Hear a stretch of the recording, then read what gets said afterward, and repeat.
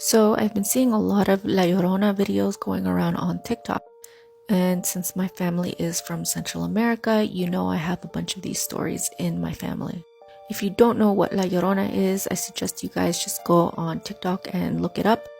But in short summary, it's basically the story of a woman that ended up getting cheated on, and she was so depressed, so miserable, that she ended up killing her children in the river.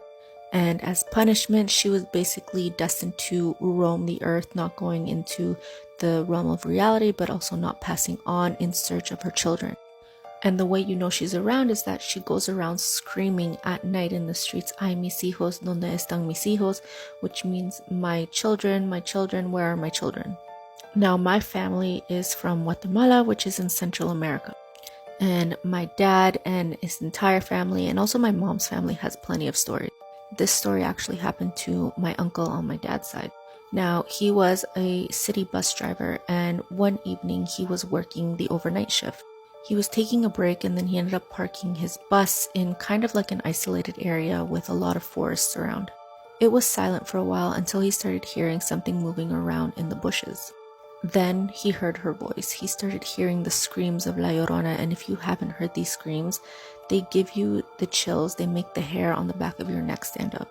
And what freaked him out the most is that her screams sounded very far away.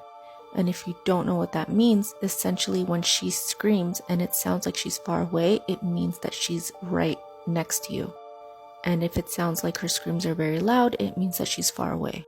So understanding that this meant that she must have been right outside the bus, he gets out of the driver's seat and just lies down on the floor hiding.